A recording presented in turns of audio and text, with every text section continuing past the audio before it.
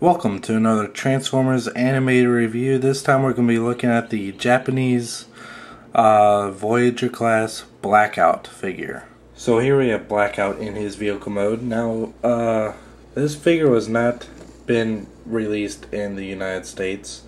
I severely doubt it will ever see the light of day in the US. So really getting the Japanese version is your only hope of it as of right now. This is a futuristic helicopter which remotely resembles the helicopter that Blackout uses in the movie. But we do not actually see this in the cartoon. We see his Cybertron mode, and rumor was that if Animated was approved for a fourth season, Blackout would have come to Earth and this is the form he would have taken.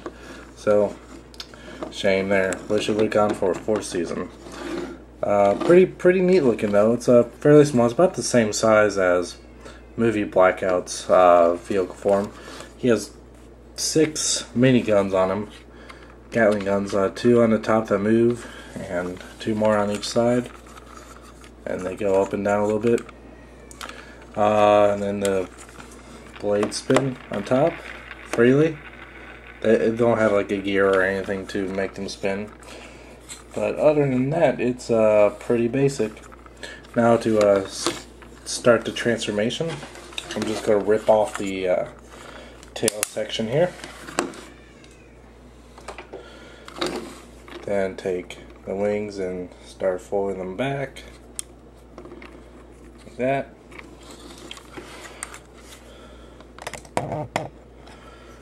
Take this section here, fold it back, and then as soon as you connect it to the bottom here, it will snap the wings back here like that. Go to the legs here and fold them down.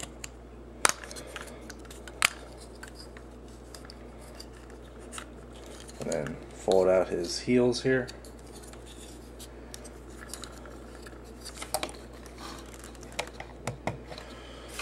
And that's it for his legs. Fold down his arms.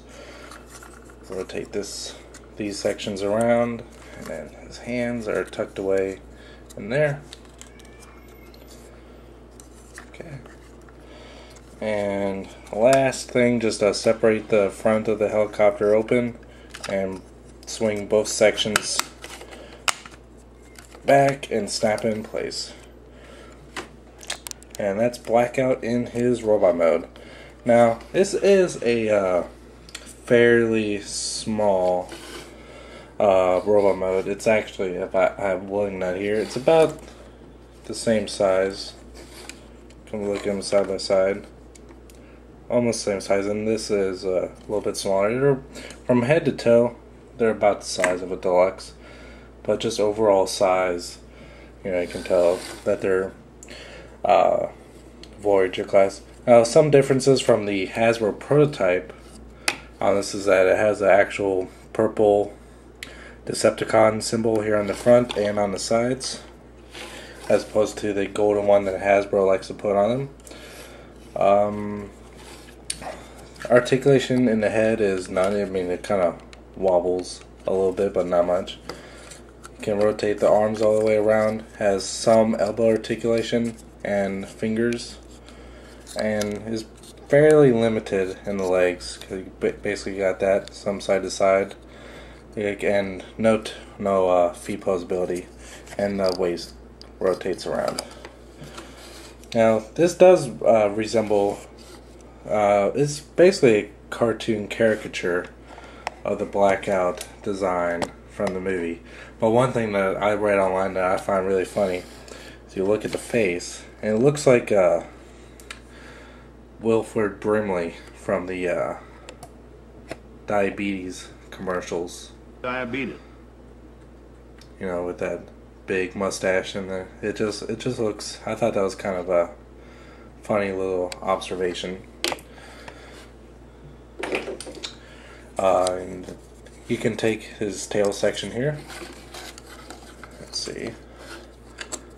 Take his hand here, rotate this back, fold it in his hand, And this will snap it on like that, and pull back the trigger, and it'll shoot out a disc. Actually not a bad gimmick. I mean, for something that's pretty, I mean, they're trying to find a way just to use this section. It's actually not too bad, and it works.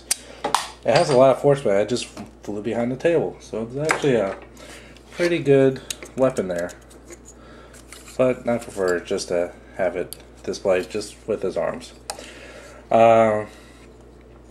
If you're not in a real hurry to get this figure, if you're still trying to hope that Hasbro will release this figure, you're pretty optimistic, because I'm really thinking that they're never going to release this one in the United States. But if you want to wait, I say go ahead, wait for it, because it is kind of expensive to import.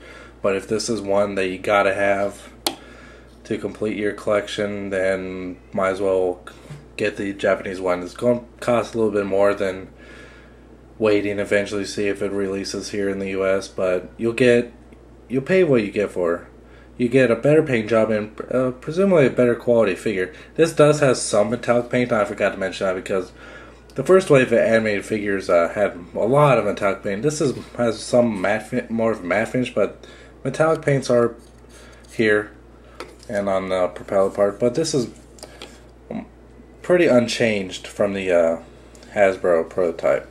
But still, I recommend them. I think you get your money's worth in it.